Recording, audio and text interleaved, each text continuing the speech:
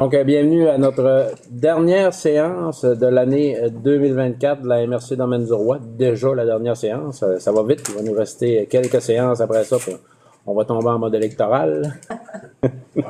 Donc, on va proposer l'ordre du jour suivant. Juste peut-être retirer le point 13.3 de votre ordre du jour. Ça sera reporté à une date ultérieure. Sinon, j'aurais besoin d'une proposition pour l'autre jour. M. Bergeron, appuyé de M. Chiasson, merci. Ratification du procès-verbal de la séance du 27 novembre 2024. Vous l'avez reçu dans le délai imparti par la loi. Vous en avez pris connaissance. Est-ce qu'il y avait des questions ou commentaires? Sinon, proposition. M. Langevin, appuyé de Mme Hudon, merci. Résumé de la correspondance. On dépose le résumé de la correspondance. 5.1, l'acceptation des comptes, M. Gagnon.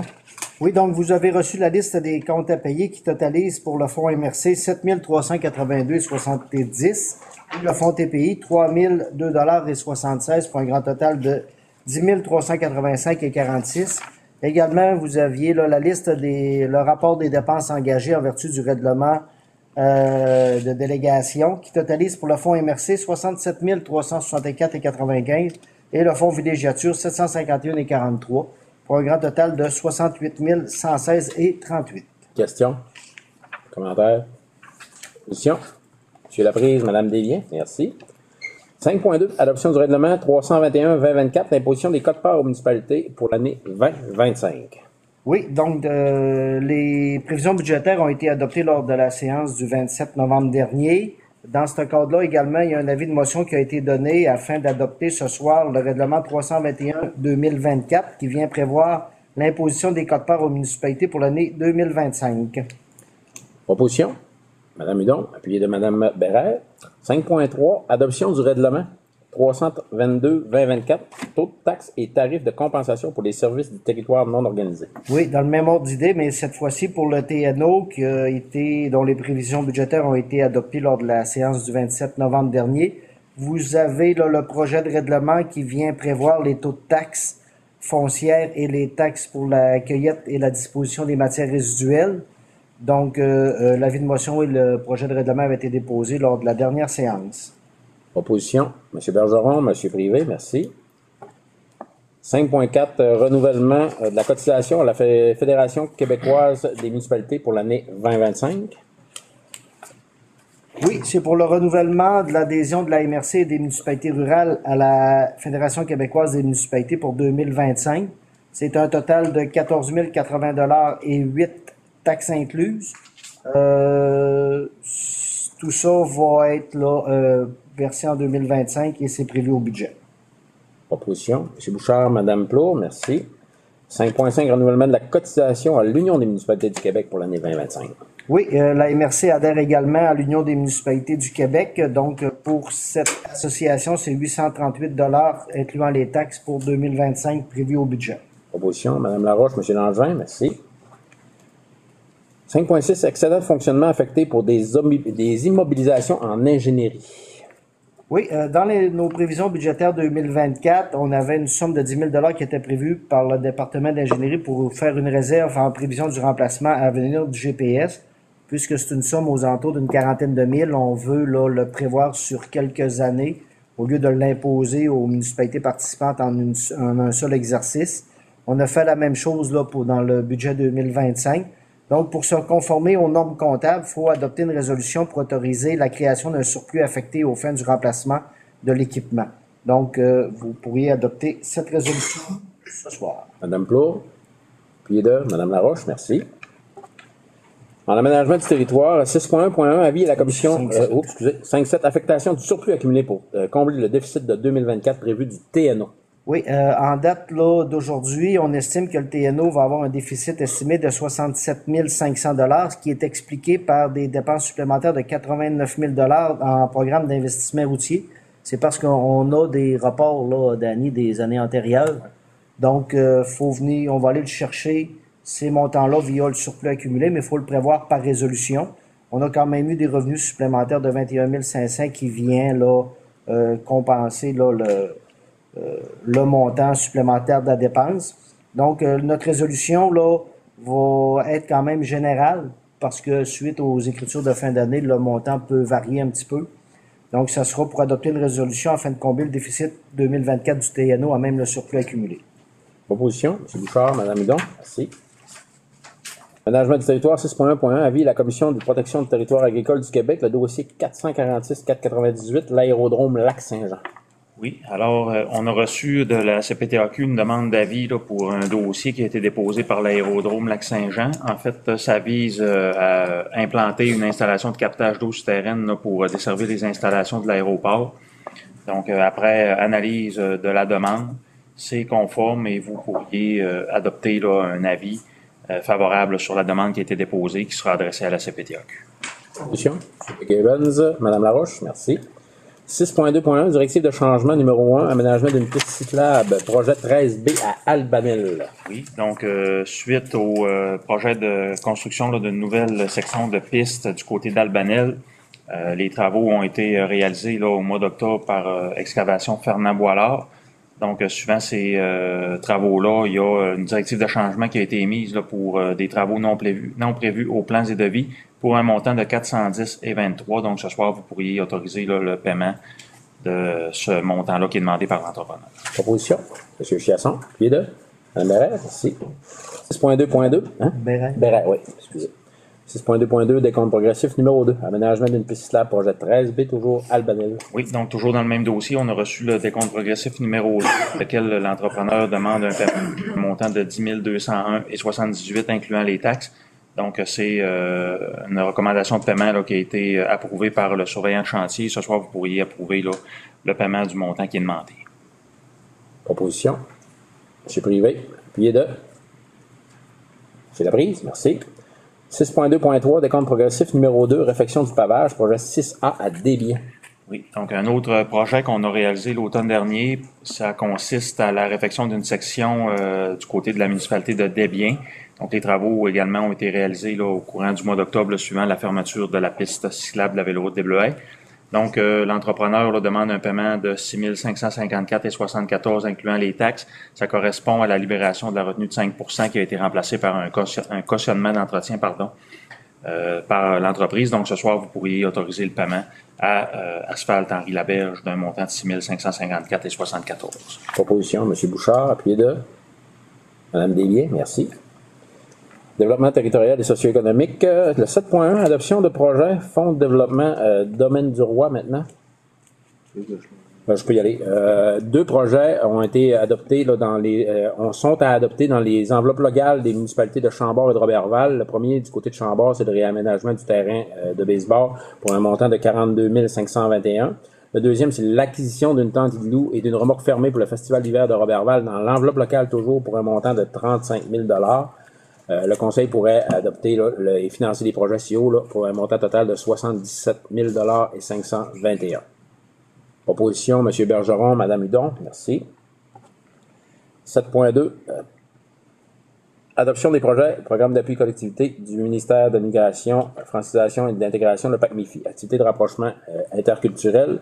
Deux projets toujours, projet interculturel en relation avec la jeunesse du côté de la Maison des Jeunes de la Dorée, activité sur le rapprochement progressif d'une évolution d'esprit de la clientèle adolescente vers différentes cultures pour un montant de 5 000 Saint-Prime en hiver, les jeux collaboratifs, comité d'accueil des nouveaux arrivants de la municipalité de Saint-Prime, activité familiale extérieure lors de la 56e édition de Saint-Prime en hiver, qui consistera à créer des liens entre la communauté et les nouveaux arrivants pour un montant de 5 000 un montant total de 10 000 pour y autoriser la directrice du développement à gérer les décaissements des projets. M. Chiasson, pied de Mme Desbiens, merci. 7.3, entente de vitalisation, 4 projets. Premier projet, amélioration et maintien des services d'infrastructure du côté de l'enveloppe de vitalisation, Bletière-Saint-François-de-Salle, un montant de 61 183,41. Le deuxième projet, aménagement d'un site d'hébergement écotouristique à Malherbe du côté de Lac-Bouchette, montant recommandé 50 986,18 Troisième projet, création d'un atelier, boutique et d'un comptoir vestimentaire, Micunis Collection, 67 981,57 $. Et le quatrième projet, Corporation des loisirs de Saint-François-de-Salle, ressources pour le dépanneur communautaire pour un montant de 26 746,41 pour un montant total de 206 897,82 qui viendrait clore l'entente de vitalisation du côté de la MRC Domaine du Roi. C'est un peu plus de 1,4 million, si je ne me trompe pas, si je ne m'abuse. 1 300 000 qui a été investi sur le territoire suite à l'adoption de ces projets-là. Donc, j'ai besoin d'une résolution pour l'adoption de ces projets. Madame Hudon, appuyez de M. Privé. Merci. On se dirige du côté des fonds région ruralité. MADA. 4 projets. Réaménagement du local foyer culturel Ville de Saint-Félicien dans l'enveloppe MADA. Montant de 1 000 $. Acquisition d'un tapis d'exercice municipalité de Lac-Bouchette pour un montant de 1 000 $. Bonification des activités pour la population de la FADOC de Chambord, 1 000 $. Équipement pour la cuisine collective Corporation de développement de Chambord, 1 000 $ également. Le Conseil pourrait adopter là, les 4 projets CEO pour un montant total de 4 000 $ dans l'enveloppe Fonds Région Ruralité. Proposition, Mme Bérère, M. Bouchard, merci. 7.5, demande d'aide financière, chantier touriste. M. Gagnon. Oui, donc, le Conseil a eu la présentation de la stratégie touristique 2025-2030 qui est proposée par le chantier tourisme.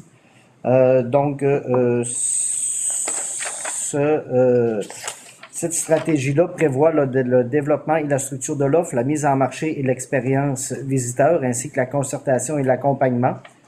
L'ensemble du budget qui est proposé est de 315 000 $ à investir dans ces 3 axes-là.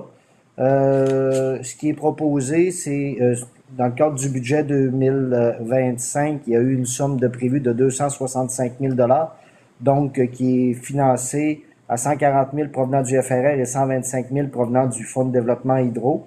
Donc, à ça, on pourrait là, bonifier avec une somme de 50 000 $ provenant du surplus accumulé suite au résiduel là, du budget là, du dernier de la dernière année. Donc, si le Conseil est d'accord, vous pourriez aller en ce sens. Également, il faudrait prévoir là l'appropriation d'un montant de 65 000 $ en 2025 pour venir compléter l'appel de projet 2024 qui a été lancé dans le cadre là, du PAET. Proposition, M. Gibbons, M. Chiasson, merci. 7.6, coaching en ressources humaines offert aux entreprises du territoire.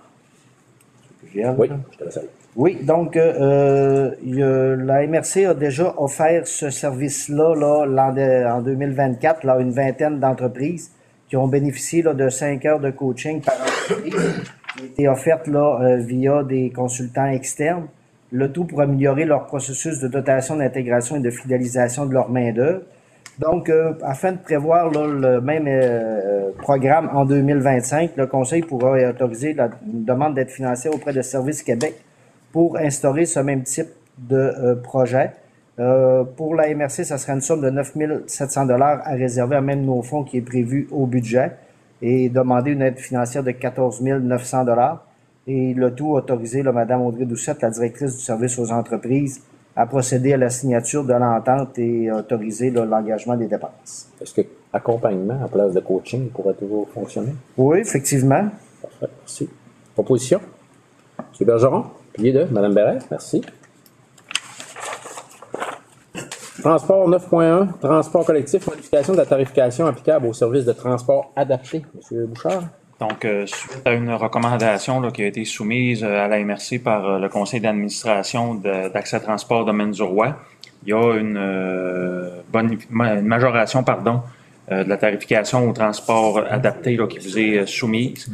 Donc, ce soir, là, le conseil pourrait adopter là, la recommandation soumise par le CA d'Accès Transport pour majorer la tarification applicable aux services de transport adapté. Donc, ce serait majoré de 3 $ à 3,50 $ pour les transports aller dans une même localité et à 4,50 $ plutôt que 4 $ pour les transports là, entre les municipalités. Donc, ce soir, là, vous pourriez adopter la nouvelle grille tarifaire applicable aux transports adaptés. Mme Hudon, appuyé de M. Laprise, merci. 10.1, adoption de la politique de travail de la MRC Domaine du Roi maintenant. Oui, annuellement, là, on renouvelle là, la politique de travail là, des employés de la MRC Domaine du Roi. avec pour cette année 2025 seulement 2 modifications à apporter à la politique, soit une clarification concernant les congés pour raisons sociales et le changement là, de classe là, du poste de conseiller en ressources humaines suite au changement là, des tâches de ce poste. Également, là, la politique prévoit l'augmentation là, des grilles salariales, l'indexation pour 2025 qui est basée sur une moyenne pondérée de ce qui est donné dans les municipalités du territoire. Donc, pour 2025, cet indice est établi à 2,88 %. Le tout a obtenu l'approbation du Comité des ressources humaines. Opposition? M. Langevin, puis M. Privé, merci. Calendrier des séances, comité plénier et comité plénier pour l'année 2025. Vous avez le tableau des séances. Petite modification cette année du côté de la MRC Domaine du Roi. Vous saviez, on avait pris l'engagement d'aller dans les municipalités avec nos séances, les séances tournantes. Pour des enjeux de transport, des enjeux de logistique, on va ramener les séances du côté de la ville de Roberval. Par contre, je serai dans les municipalités comme je le faisais à chaque mois. Dans les municipalités, là, selon la séance, là, on va prendre le calendrier de l'an dernier pour les mois où j'étais dans vos municipalités. Donc, le premier mois, si je me trompe pas, on était à Roberval, là, je vais être à Roberval. Mais après ça, souvent, c'était, je pense, du côté de Saint-Félicien en février, si je me trompe pas, je me rappelle plus, à Saint-Prime, Saint-Prime. Donc, en février, j'aurai une journée à Saint-Prime, puis ainsi de suite, là, avec les autres. Il sera fourni, là, via le site web puis la page Facebook de la MRC. Donc, on dépose le calendrier. Il doit être adopté ce soir par résolution. Monsieur Bergeron, appuyé de Madame Desbiens, merci. En 10.3, déclaration des dons et avantages reçus, on dépose les dons et avantages reçus en 10.3, c'est un dépôt. 10.4, déclaration des intérêts pécuniaires du préfet aussi sont déposés, c'est un dépôt également. En 10.5, confirmation d'embauche conseillère en ressources humaines maintenant. Oui, dans le cadre là, d'une entente là, de coopération intermunicipale que la MRC a conclue avec la ville de Roberval, on devait procéder à l'embauche d'une ressource supplémentaire pour combler là, les besoins de nos 2 organisations. Suite au processus de sélection, le comité recommande l'embauche de Mme Geneviève Bilodeau. Mme Bilodeau est détentrice d'un bac en relations industrielles et d'un certificat en santé et sécurité du travail. Donc, Mme Bilodeau débutera là, son emploi le 6 janvier 2025. Le Comité des ressources humaines a recommandé cette embauche. Donc, c'est pour confirmer l'embauche de Mme Bilodeau selon les modalités de la lettre d'embauche qui a été fournie et acceptée par elle. M. Langevin, puis de M. Chiasson, merci. Convention de services juridiques maintenant en 10.6. Oui, on avait une convention de services juridiques qu'on a conclue en 2021 avec la firme Quin-Lamar, qui vient à échéance là, le 31 décembre 2024. Donc, on a reçu là une proposition de renouvellement pour les 2 prochaines années, avec une légère augmentation pour 2025 à 290 $ et pour malgré ce qui est écrit dans la fiche, pour 2026, c'est 300 $. Donc, un 10 $ d'augmentation pour 2026. Donc, c'est une proposition là, afin de renouveler notre convention de services juridiques qui est très importante là, pour nos opérations administratives. Proposition M. Gibbons, appuyé de Mme Bérère, merci. 10.7, confirmation d'embauche technicienne en génie civil maintenant. Oui, on avait un poste de technicienne en génie civil qui était vacant depuis mai dernier, suite à de nombreux processus de recrutement. Au terme de tout ça, le comité de sélection recommande l'embauche de Mme Katia Duchesne, qui est titulaire d'un DEC en technologie du génie civil. Donc, elle débutera là, son emploi le 6 janvier 2025. Le tout a été recommandé par le comité des ressources humaines selon les modalités de la lettre d'embauche que Mme Duchesne a reçue et acceptée. Mme Plaude, appuyée de Mme Desbiens, merci. 13.1, adoption de projet de règlement 318-2024 modifiant le règlement 255-2018 relatif à l'émission des permis et certificats dans le territoire non organisé Lac-Achomouchouane. Oui, alors les ressources du service de l'aménagement ont procédé à l'élaboration d'un projet de règlement qui vise à modifier le règlement sur l'émission des permis et certificats afin de prévoir là, les documents qui sont nécessaires à l'analyse de certains types de demandes de permis et certificats. Les modifications qui sont proposées dans le projet de règlement ont été présentées à la rencontre du 13 novembre 2024 du comité consultatif d'urbanisme, qui recommande au Conseil de procéder à l'adoption du projet de règlement. Donc, ce soir, le Conseil pourrait procéder à l'adoption du projet de règlement 318-2024.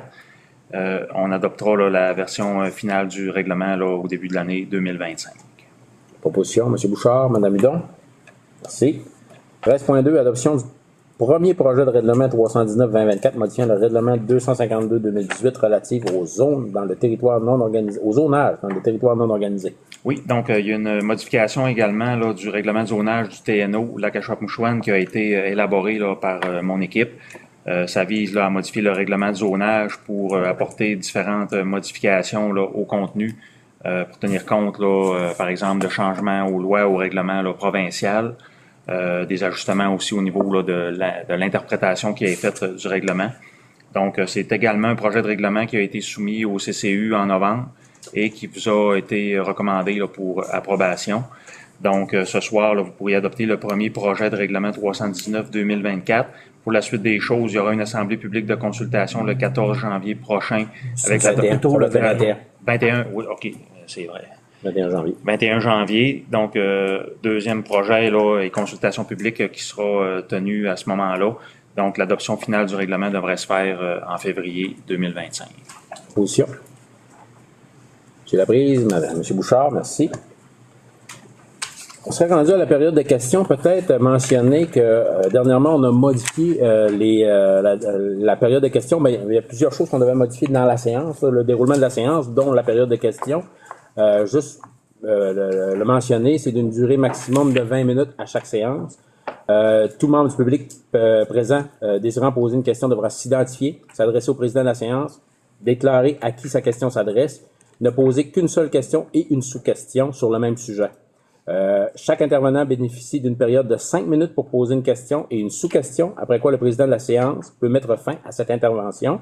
Les membres du conseil à qui la question a été adressée peuvent soit y répondre immédiatement, y répondre à une assemblée subséquente ou y répondre par écrit.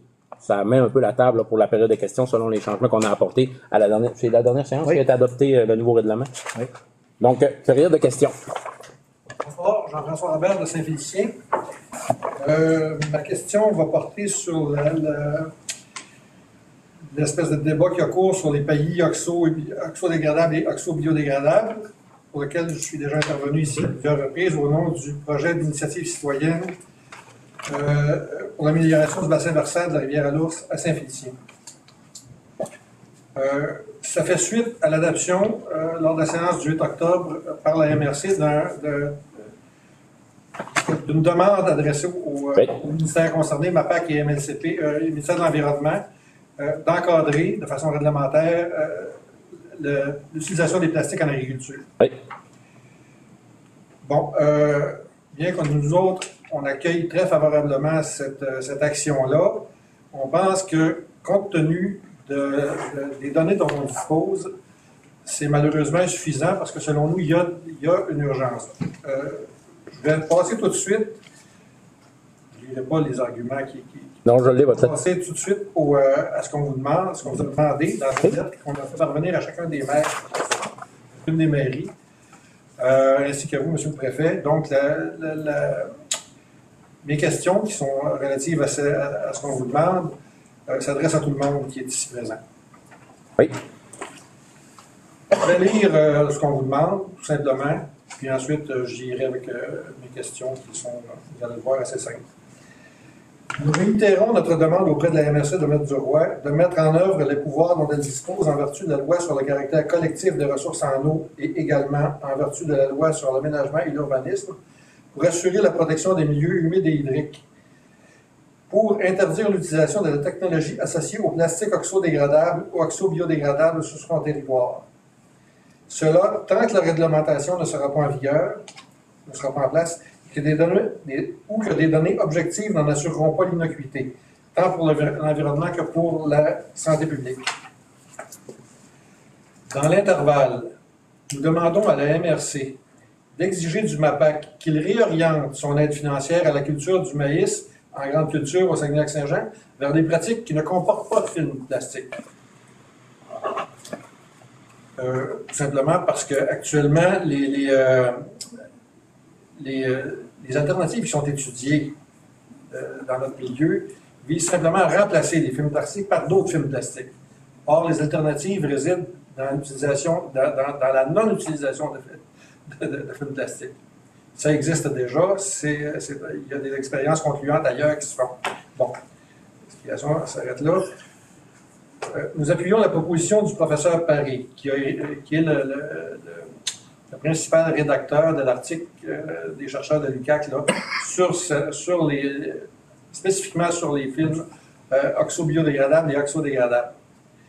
Donc, nous appuyons la proposition du professeur Paré et de son équipe qui consiste à mettre en place un mécanisme de surveillance de l'utilisation des plastiques en agriculture à l'échelle régionale. Et nous proposons de confier la coordination de cette initiative aux organismes de bassin versant du Lac-Saint-Jean et du Saguenay. Les deux organismes de bassin versant, puisque cette pratique-là a cours à la grandeur de la région.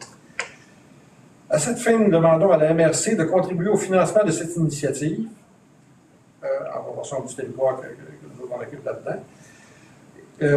Donc, de contribuer au financement de cette initiative à la mesure de l'ampleur qu'elle prendra. Deux choses, je vais répondre quand même assez rapidement. La première, c'est qu'on n'a toujours pas eu de retour du ministère de l'Agriculture et de l'Environnement, bien évidemment. Pour la réorientation des fonds là, de l'aide financière, c'est sûr qu'on pourrait peut-être faire une demande du côté du MAPAC, là, du côté de la MRC dans Menzoa, ça, il n'y a pas de problématique pour ça. Par contre, ce qui est au niveau régional, c'est sûr qu'on n'est pas nécessairement l'instance suprême, on s'entend. Je pense qu'il y aurait peut-être lieu pour vous de faire une demande plutôt régionale, soit à l'UPA ou directement à la CRP. Il y en a là toutes les MRC parce que c'est difficile pour nous d'aller proposer ce genre de réglementation-là. Je comprends qu'on en a en beaucoup sur notre territoire, mais étant donné que ça a un impact régional, je pense qu'il faut se concerter pour faire ça.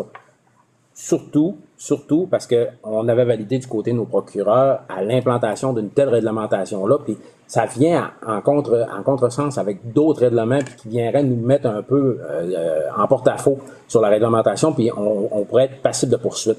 C'est pour ça qu'il faut faire attention, puis c'est pour ça qu'on attend vraiment le retour du ministère de l'Environnement et du MAPAC là-dessus. Ce qu'on sait actuellement, c'est que le ministère de l'Environnement et le MAPAC font des suivis sur ces utilisations-là. Il paraîtrait que c'est un suivi très serré, mais j'ai pas les documents, j'ai eu ça vocal, donc j'attends un retour là, écrit des deux ministères. Fait, pour l'instant, c'est là qu'on en est. Donc, je vous entends. Mais en principe, vous auriez l'autorité nécessaire pour interdire cette pratique-là sur notre territoire. Ben, on a validé. On vise, quand je m'adresse à vous, là, je vise le territoire de la MRC de Manzourois, mais quand vous dites que c'est une démarche à l'échelle, c'est en cours, ça. On est en contact à travers l'OBV, à travers le Conseil régional de l'environnement et du développement durable, qui d'ailleurs a pris par résolution une résolution semblable à la nôtre, une position semblable à la nôtre, je devrais dire. L'autre qui marche par résolution, c'est un organisme formellement légalement structuré. Là. Ils ont déjà pris position là-dessus.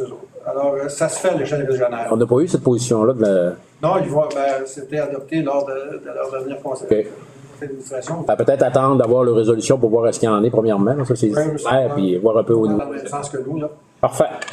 Ensuite, il y a ça. Puis, pour ce qui est du financement de la proposition du professeur Paré, qui me semble assez...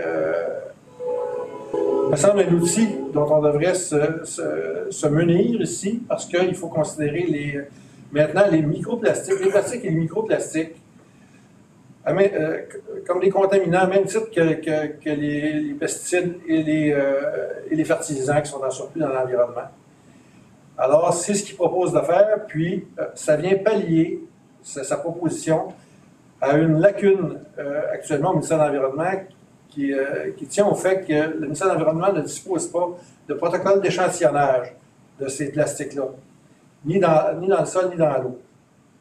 Alors, je comprends, mais vous comprendrez que c'est hyper technique rendu là. C'est difficile pour nous de débattre de ce point-là. C'est ce qu'il se propose d'expliquer. Ben, on va demander au MAPAC là, justement de réorienter le financement envers cette étude-là. On peut le demander, ça. Oui, puis moi, cette position-là s'appuie non seulement sur ce qui est disponible de la part des chercheurs de l'UQAC, puis des informations qu'on a glanées, qu'on a fait une recherche assez exhaustive de ce qui se faisait sur ces plastiques-là, mais aussi sur ce que vous faisiez référence à Agrinova. Moi, j'ai pris la peine d'assister au webinaire d'Agrinova, auquel M. Bouchard était présent aussi. Puis, notre participation à ce webinaire-là a simplement conforté notre position. Là. Elle ne nous a pas rassurés du tout. Ça veut dire que si vous avez des questions sur le texte que je vous ai parvenu, je vais les recevoir, puis je vais les transmettre à notre groupe. Parfait. Et ensuite, je tiens à vous inviter le 29 janvier prochain à 19h à Saint-Félicien. On organise une conférence avec M. Paré et son équipe, là, le professeur Paré et son équipe, qui va venir faire état de ses travaux. Ça va être où, à l'Hôtel de Ville? À l'Hôtel de Ville de Saint-Félicien, à la salle du Conseil. On a réservé la salle, je pense que vous êtes au courant, M. le maire. Ça ne fait pas la gestion des salles. La salle est réservée. Je pense pas qu'il fasse la gestion des salles. Parfait, c'est bon. On sera présent là. Participer. Allez voir la page Facebook de notre groupe qui s'intitule Bassin versant de la petite rivière à l'ours, si vous voulez avoir le suivi de nos travaux. Parfait, M. Robert. Merci. Très bien, merci. En finissant, peut-être souhaiter des vœux de Noël, des vœux de joyeuses fêtes, de bonne et nouvelle année de la part de nos élus, de la part de toute l'équipe de la MRC. Prenez du temps durant le temps des fêtes pour vous reposer. Revenez-nous en forme et prêts à sauter dans cette dernière année de mandat, tous et toutes. Madame Laroche? Merci, joyeuse fête à vous. Vous la levée de l'Assemblée, Madame Laroche? Merci.